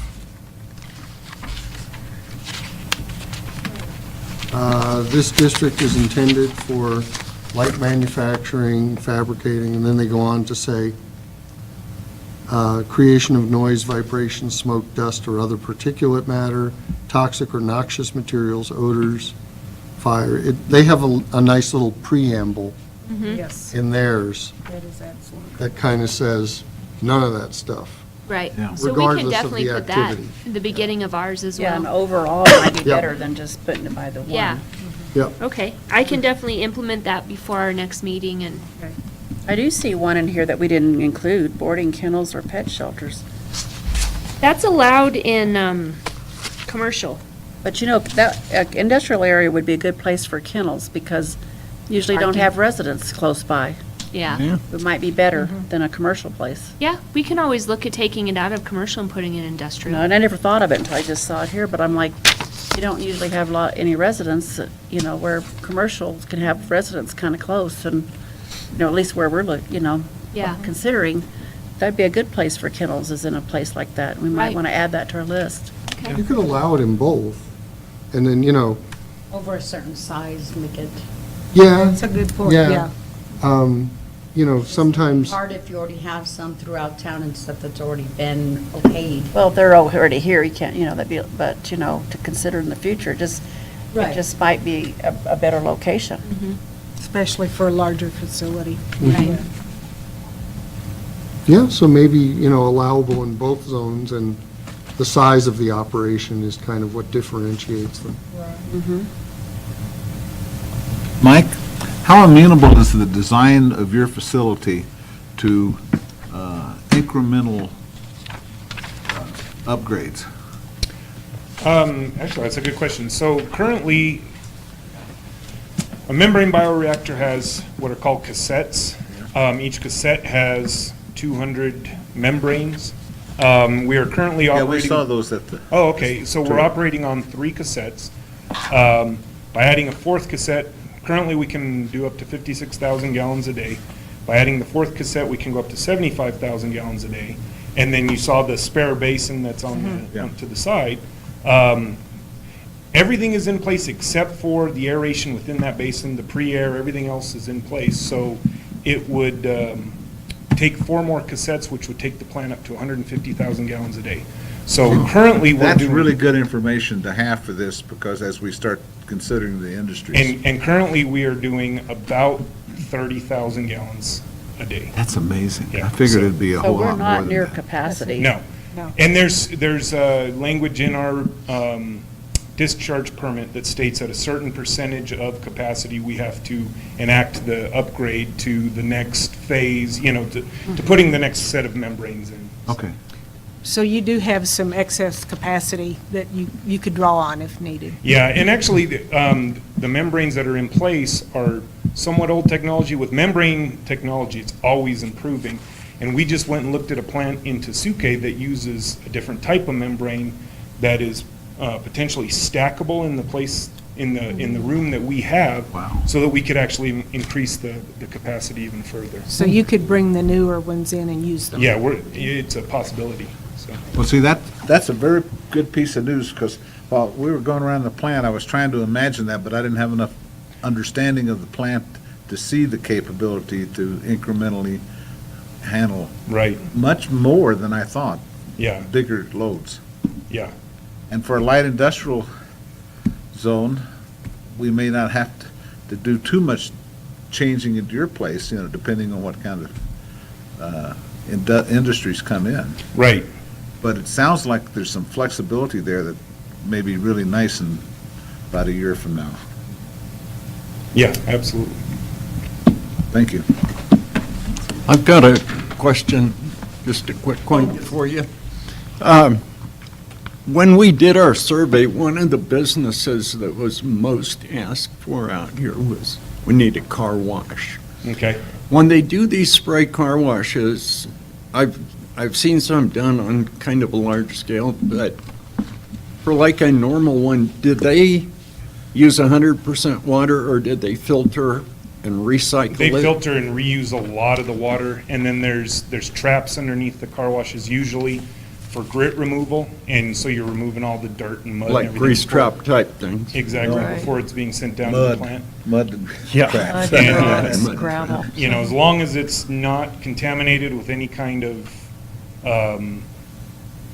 waste other than just grit, then it can be landfilled, it can be dumped out back, Yeah. depending on what it is. It's considered sludge, but it's not considered waste sludge, so it's a different category of sludge. But yeah, normally they reuse most of their water because. And then they would put some into the sewer system, but it Yes. would be pretty clean by then? Yeah. Okay. Yeah, I don't know the exact numbers percentage-wise, but I know from both a sewer standpoint and a incoming water standpoint, they want to minimize the amount of money they're having to pay both places, so. Yeah. They're, again, technology's always improving, so they're using reuse systems that reuse and clean the water to an extent. Oh, okay. I worked for Enterprise Rental Car for 2 years at Sunport, and I can tell you the biggest thing we had an issue with in our filters was bug parts Yeah, that come off the windshield and the front bumpers. Yeah. Like they would clog filters. Oh, yeah. We'd have to go in and change them out yeah. to keep operating.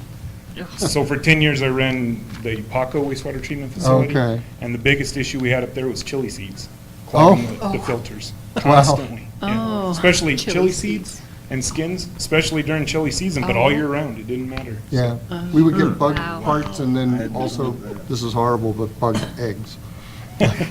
It's a strange kind of waste, you don't really Yeah. think about it. I don't know how a sewer treatment plant would like bug parts, maybe they're just fine. Yeah, no issue with bug parts. Okay, good. Is that a quotable? Get that in the, Depending on the concentration of bug parts, yeah. get that in the independent. Do you have a question? Yeah, Commissioner I just Herrera? wanted to ask you about laundromats, to have a laundromat in town. Okay. How does that, how does that work? Laundromats can be a similar issue, the biggest issue with a laundromat's going to be the volume that's going to be treated. And of course, there's always a potential with whatever they're using in the machine itself. But there again, there should be some reuse within the laundromat, but it depends on what type of laundromat it is. Now, dry cleaners, on the other hand, are notorious for having issues when it Chemicals, comes to wastewater treatment plants. But Right. laundromats with, some potential pretreatment Right. or a close look at what they're sending down the drain shouldn't be an issue. So we had dry cleaning and laundry in here as a conditional use, and we actually crossed it out and put in uniform services, where we're thinking like a larger commercial laundry, Okay, where they're, laundering maybe medical scrubs and stuff. okay. I don't know how that would impact things. That would have to be looked at on On probably a the scale case-by-case of it. basis, just to see, Committee's gonna be doing. yeah, what kind of flows we're looking at and what exactly is, Yeah. best thing would be, in a situation like that, maybe even contact municipalities that are dealing with large scale, and see what kind of waste they're seeing come out of there, just so we have an idea beforehand. Okay, But yeah, I think that would have to be looked at on a case-by-case basis. all right. Thank you Start it. for spending the time. Yes. Oh, yeah. Appreciate it. Pleasure. Very helpful. I had images of, we had four, just like your, four modules out there, just to handle this stuff. That's good information. Yeah. This, Have more capacity than I realized. yeah. Right.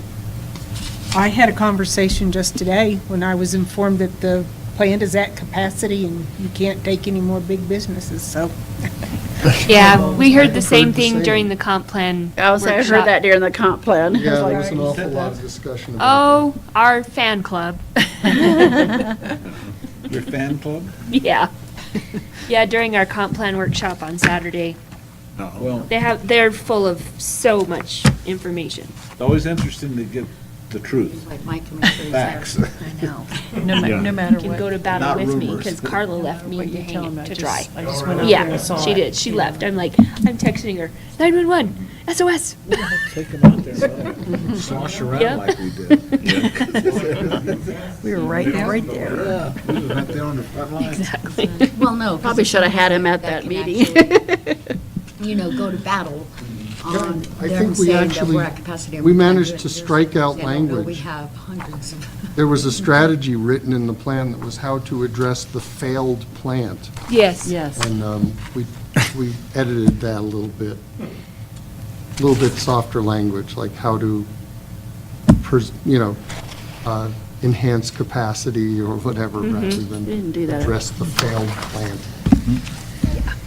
So what else do we have to do with this tonight? Nothing, I just wanted you to take a look at what, I wanted you to hear from Mike, and I wanted you to see what these other municipalities had, see if there's anything you liked. Yeah, I see a couple more things I like in this. I guess it's Berlin, actually, the first one. Berlin, maybe, yeah. I read into it, said Berlin zoning code, about the trash containers having, screening them, with something, Yes. so that they don't, I thought that was a good one, and the flagpole might even be one to take a look at. I think we've already talked about setbacks and stuff from, Right. so, and I even liked where they talked about loading zones, kind of building it into the design of the building. Right, that kind of goes Those- along with the Overland Park things. The other thing, too, about Yes. the trash containers here, it actually limits their location of 115 feet from the property line when adjacent to planned or zoned for residential use. So, prior to that. Oh, so actually, yeah, we won't have them close to residential use anyway. That'll be good as part of if you're going to do a preamble that's about noise and fumes. That's and true. That's Right. where you also address trash and how it Yeah. needs to be screened. Right. There should probably be an entire section up front that applies to every use, whether it's permissive or conditional. Yeah. And I also, we were talking about landscaping last time, And in the very last page, buffer landscaping shall be maintained and kept clean. Any buffer planting shall be maintained permanently, and any plant materials. That, I mean, doesn't go along with exactly what we were talking about last time, but it has something in there about landscaping for a buffer. Sure. Well, I'd also like if the plants die, you got to replace them within a year. Yeah. Because, you know, Yes. dead plants don't look too great. Right. Right, Yeah. yeah. Good point. You don't plant them once and let them change over to weeds. Yeah. Yeah. Go with that.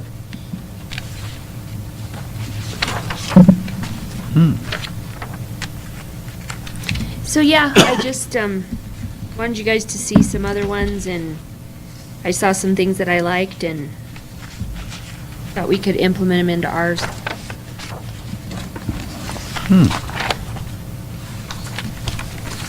Well, how do you feel about adding some verbiage about, you know, consider the following uses, including but not limited to these, and that would give you, if you had something come out of left field, then that would take you into your development Right. review, calling your tax Right. committee. And Yeah, I have do missed like that. It something. gives you wiggle room.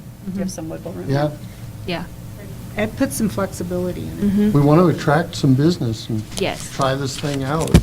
Right. and expand it from there. you know. Right. I do think we need to be very careful about the wording so that we are very clear that we're not doing heavy industrial. That's one of Yes. the legitimate concerns that I have heard from the public, is they don't want creeping heavy industrial. Right. Right. So I think with just the title alone, light industrial, and then we can put that language in right there for purpose. So, yeah, I think they'll be able to see that it's not, there isn't anything heavy in there, but, Right. Yeah, some of the other examples here actually have a section for heavy industry. which, right, You know, maybe someday, but I don't think that's where we want to go right now. no. A side note, Tanya, at our meeting on Saturday that we had, John Carpenter, I know he mentioned funding for developing light industrial areas, grants and stuff, because it seems like if that could be pursued, if this area was developed, it'd be more likely for someone to buy property there to start a business. So, Right. Yeah, we can look into that and see what all that entails. I've never heard of that, but, I mean, I'm sure it exists. There's grants for everything. Yeah, So- when he said that, I was like, wow, that make a difference, because I can't see somebody coming in with a business and saying, I'm going to pay for all this development, because it would be expensive. Be nice if we could get a grant just to extend the road. to- Exactly, get the road alone. Well, Yeah. you know, May Road and run the sewer, you know, that would be two big things. Was John talking about the bonding I through think the so. state I think so. mechanism? I It was, it's called a IC something other, I have it in my notes, I I do didn't too. bring them, but, Yeah.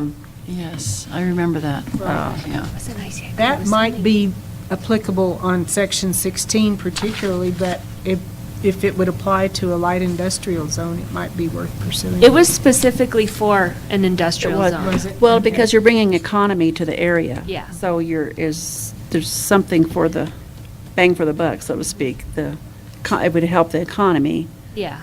if there were, you know, businesses like that. Mhm. So, Yes. Thank you for bringing that up. So what else? Anything else we need to do with this tonight? I'm pretty encouraged, more than I was when we first got into this. Because I thought we had a critical point that was not flexible. We found out that's not true. No, that's the sign ordinance. We had to back away from that for a we while. decided we didn't want to do, we had enough to do, couldn't do the sign ordinance. backed Maybe away down the from road, that we for a kicked that while. can a while. I was like, comp plan, and all of a sudden, we're going to also do sign, like, Yeah. got that. And then when they reversed. started talking about the cell tower ordinance, I was like, No. Oh, I know. This Oh. is relatively easy to massage into Yeah. place compared to those things. yes. You know, I have not read the cell Don't. tower wood. So But it anything else sounds on like this, or out should of we date. move on? No, I think we're ready to move on. Okay, so item 7 on our agenda, public comment, but the only one here is Mike. Yeah. Comment, Mike? So we're going to skip over that, although I don't know if people signed in. I thought I saw some people signing in. They were but- all signing in, but I think it was just to speak to Yeah, the and I think public they hearing. managed to get it done in public hearing. Yeah. So then, matters from the chair and commissioners, I have nothing. Anyone, any announcements, or? Well, I have a thought about something I just wanted to throw out in our, I guess in our zoning ordinance.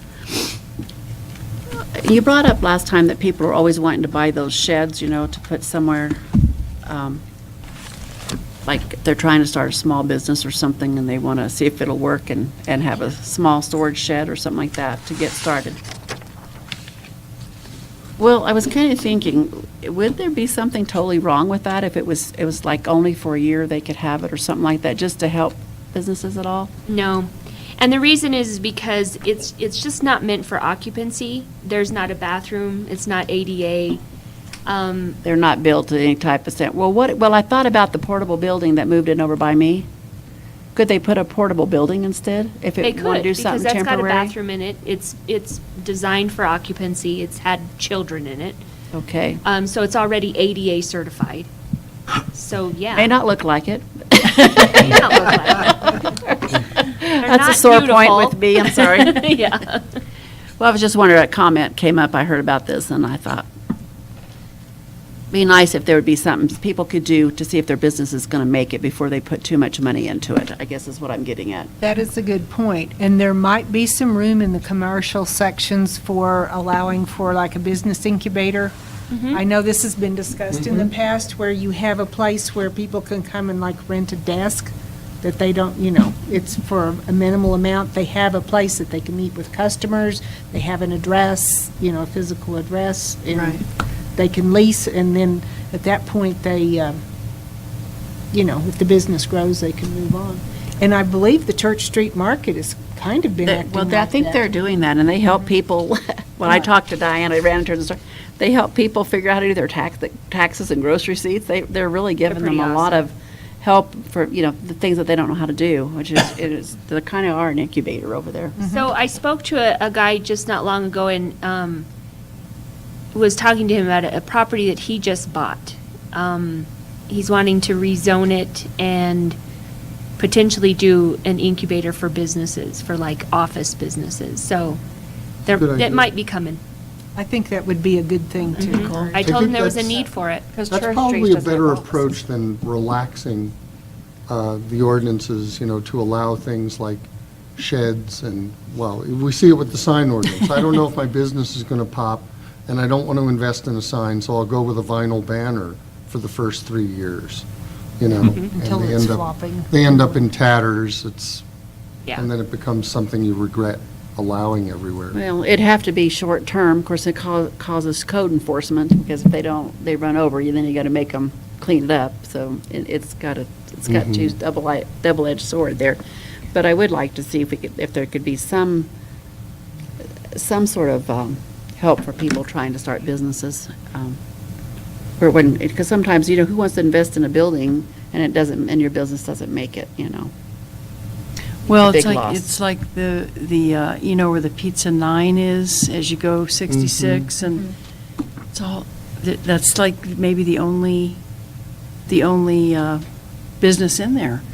It's a string of, it's like a plaza that Yeah. has open, but it's not really, hasn't been. not making it. It's just It was empty. just so expensive, I think, from what I had understood. Yeah. Probably charging too much. New businesses coming in or smaller businesses could not afford the The rent. Mm-hmm. Yeah. And unfortunately, it probably costs a lot to build that building, and they have to charge that much. It's a kind of And a, there just isn't money there. And Right. that, I mean, they had to close down McDonald's because they couldn't get, the people to show up to work, and so it's kind of, it's not growing very well.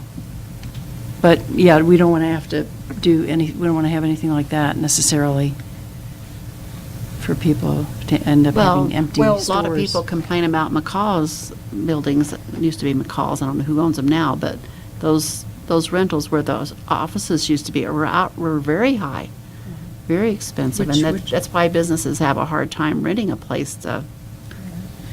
Well, I where the think town offices were and all that row over there. hopefully one of the things we can do with the light industrial, though, is to bring in some businesses that are going to generate some demand Right.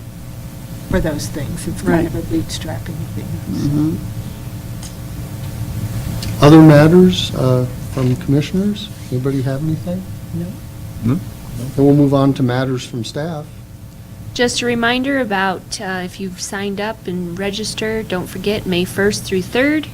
Next week, right? Yes, at the I Marriott. gotta hurry up, get everything I get done at work so I can go to that. I'm That's the like, oh, man. Louisiana Marriott, right? Yeah. Yeah, okay.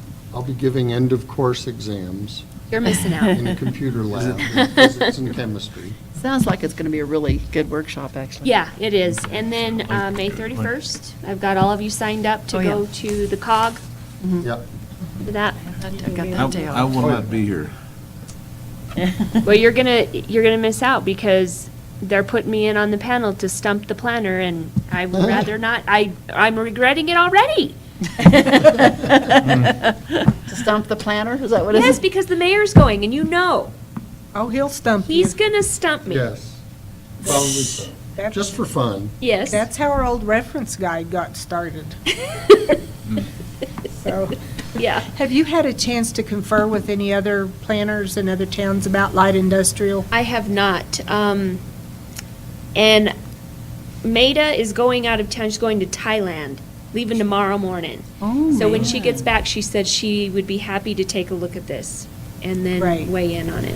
I think at some point, we need a set of outside eyes to do, Yeah. do some stress testing, see if there's any leaks in the ideas, something that is a known. Yeah. Right, right. Well, and the best time to do it is at the NMLZO conference when everybody's Right. there. Yep. I thought of the folks from Gallup and the folks from Taos, and, Yeah. we've made a lot of good contacts there. Yeah. Because they just redid all of their whole area, too, Yeah. remember? So yeah, we'll start bending some ears. So that takes us to calendar update, future agenda items, That date on there is wrong. The Oh. next P and Z meeting should be the 14th. 14th, okay. I-14, Yes. next meeting. And we probably won't be ready for action on the industrial zone, but we're getting close. Maybe in June. In June, yeah. June 1st, I mean, the first part of So June. are you gonna work the wording on some of the things we talked about tonight? Yes. Okay. I think I may have jury duty, but I might be able to, on the 14th, Okay. Santa Fe. It's one more thing to do, right? Yeah. So I mean, I could tell them, I told them that we have our meetings, I have to go every other Tuesday. So I have to go Lovely. next Tuesday, All she needed. but I could do a replacement. I mean, I probably would be home by the time, but driving right in here. I'll let you know. Okay. All right. So then, we're all set for a motion to adjourn. I move we adjourn. Is there a second? I'll second. All in favor, say aye. Aye. We're adjourned. Thank you all.